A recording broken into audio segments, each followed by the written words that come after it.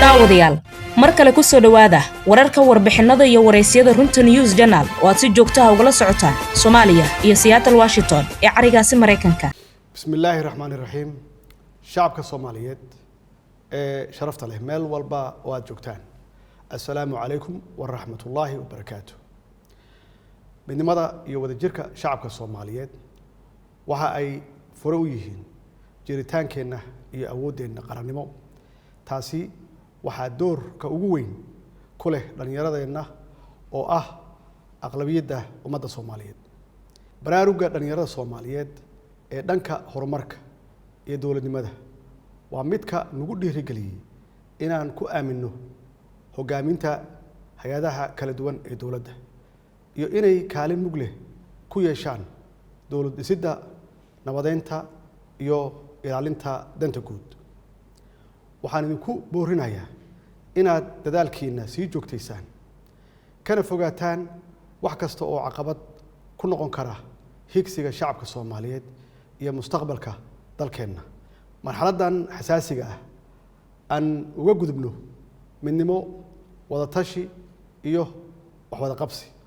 walaalayaal, dagaalka uu dalkeenna kula jiro argagixisada waxaa udub dhaxaad u ah dhismaha ciidamada qalabka sida ee Soomaaliyeed oo u taagan halganka ka dhanka ah kooxaha argagixisada ama arxan-laawayaasha ah ee caadaystay daadinta dhiigga shacabka Soomaaliyeed iyo burburinta hantidooda. anigoo taas ka duulay waxaan dhexda aan u xiranay dib u dhiska ciidamadeenna oo ku shaqeynaya duruufo adag oo dhan kasta ah. waxaan xoogga saarnay inaan diyaarino hanaanka dhismaha ciidamada qalabka sida, tayeenta tababarkooda iyo casriyeenta nidaamka maaliyadeed ee ilaalinta ama lagu ilaaliyo xuquuqdooda. dadaaladaas iyo qorshayaashaas aan hirgelinay waxay horseedeen in maanta ciidamadeenna geesiyaasha ah ay awood u leeyihiin hanashada amniga dalka, uuna gabagaba marayo qorshihii ay kagala wareegi lahaayeen amniga dalka ciidamada AMISOM oo u huray naftooda garab istaagga dawladnimada Soomaaliyeed. shacabka Soomaaliyeed ee sharafta leh, siyaasaddeena arrimaha dibadda waxaan ku dhisnay wax wada qabsi, is-ixtiraam dalalka caalamka ah iyo ilaalinta sharafka iyo madax-bannaanida dalkeenna. marnaba maynan aqbalin in arrimaheena gudaha uu shisheeye soo fargeliyo, annagoo ka dhowrsanay tallaabo kasta oo hoos u dhigi karta ama u dhigaysa qabka iyo qarannimada Soomaaliyeed. marnaba maynan aqbalin in duruufaha nagu xeeran awgood nalooga faa'iidaysto oo la isku dayo in go'aamadeenna gacanteenna lagala baxo. siyaasadda gobonnimada ah ee arrimaha dibadda ee aan qaadanay waxay horseeday in markii labaad Soomaaliya loo doorto 4 sano gudaheeda xubinnimada golaha xuquuqul insaanka ee qaramada midoobay. waxaa sidoo kale madaxweyne ku-xigeen aanu ka noqonnay golaha loo dhan yahay ee jamciyadda qurumaha ka dhaxaysa, annaga oo haatan u sharaxan xubinnimada golaha amniga ee midowda Afrika oo ay doorashadiisu dhacayso dhowaan.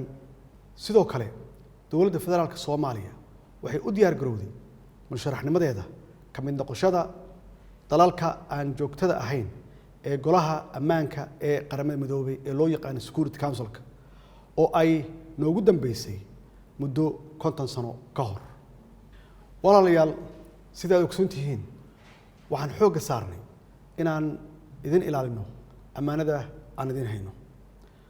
waxaanan meel marinay shuruucdii lagula dagaalami lahaa musuqmaasuqa, annagoo sidoo kale xoogga saarnay shuruucda lagu horumarinayo hanaanka maaliyadeed ee dalka, kaas oo abuuray daahfurnaan iyo hufnaan ay ka markhaati kaceen khubaro dhaqaale iyo hay'adaha caalamiga ah ee arrimaha maaliyadda.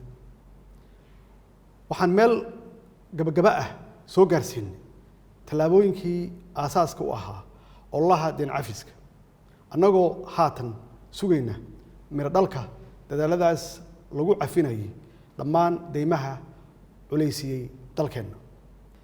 taasi waxay u baahan tahay inaan sii ambaqaadno qorshayaasha hawshaas lagu sii dardargelinayo iyo inaan xoojinno dadaalada lagu adkeenayo dimuqraadiyeynta dalka oo ay ugu horeyso ku dhaqanka dowlad wanaag iyo hirgelinta doorashooyinka.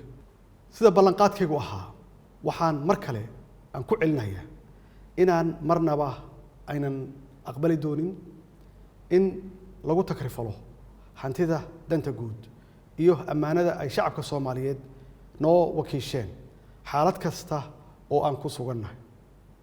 waxaan mar kale aan farayaa hay'adaha dowladda iyo mas'uuliyiinta kala duwan inay ilaaliyaan hantida danta guud maadaama lagu jiro xilli doorasho ayna tahay waxa ugu horeeya ee adduun iyo aakhiraba la iskula xisaabtamayo. walaalayaal, mudanayaal iyo marweyn, waxaan rabaa inaan halkan ka bogaadiyo shirkii madasha wadatashiga maalmahan uga socday magaalada Muqdisho, kaasoo ay ka soo baxday natiijo wanaagsan oo xaqiijinaysa dhamaystirka doorashooyinka dalka.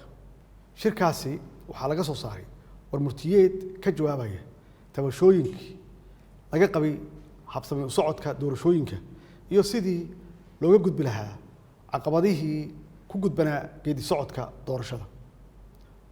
warmurtiyeedka shirkan wuxuu mar kale xoojiyey heshiisyadii arrimaha doorashooyinka ay ugu muhiimsanaayeen heshiiskii jihaynta doorashooyinka ee 17 Sebtembar 2021 oo ay si wada jir ah u ansixiyeen labada aqal ee baarlamaanka iyo shirarkii kale ee madasha ee ku aadanaa fulinta hanaanka doorashada iyo xal u helista tabashooyinkii ka soo laabtay habraacyadaas. Soomaaliya maanta ma joogto xilli la isriixo, la iscolaadiyo, lana kala qaybsamo. dhammaanteen waxaa mas'uuliyad naga saaran tahay inaan dhowrno sharafta iyo dowladnimada dalkeenna. jidka kaliya ee looga baaqsan karo caqabadaha waa in madaxda dowlad goboleedyada ay qaataan doorkooda hogaamineed ee kaga aadan fulinta iyo dhamaystirka doorashada xildhibaanada golaha shacabka ee haatan socda. danta gaarka ahna laga hormariyo xasiloonida iyo danta guud ee dalka. mudanayaal iyo marweyn, madasha wadatashiga qaranka waxay mas'uul ka tahay hirgelinta doorashooyinka si waafaqsan dhammaan heshiisyada aan hore u soo sheegay oo saldhig sharciyeed u ah una fududeynaya sidii ay u dhamaystiri lahaayeen doorashooyin daahfuran oo ka turjumaya himilada shacabka Soomaaliyeed. sidaas awgeed waxaan ku adkeenayaa madaxda madasha wadatashiga inay ka dhabeeyaan fulinta qodobada ku xusan warmurtiyeedkooda ayna hirgeliyaan jadwalka doorashada oo ay isla qaateen oo si cad u qeexaya muddada lagu dhamaystirayo doorashooyinka dalka.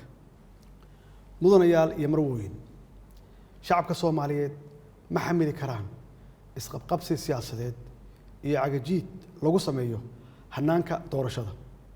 waxaan alla ka baryaynaa inuu doorashadan noogu dhameeyo jawi nabdoon, naguna hago dhabaha horumarka iyo baraaraha. wabilaahi tawfiiq, wasalaamu calaykum waraxmatullaahi wabarakaatuh. waad ku mahadsantihiin daawashadiina. fadlan ku dhufa like dhammaan baraheena Runta News Channel ee YouTube, Facebook iyo Instagram. hana ilaabin inaad saaxiibadaada la wadaagto una share garayso wararka xaqiiqada ku dhisan.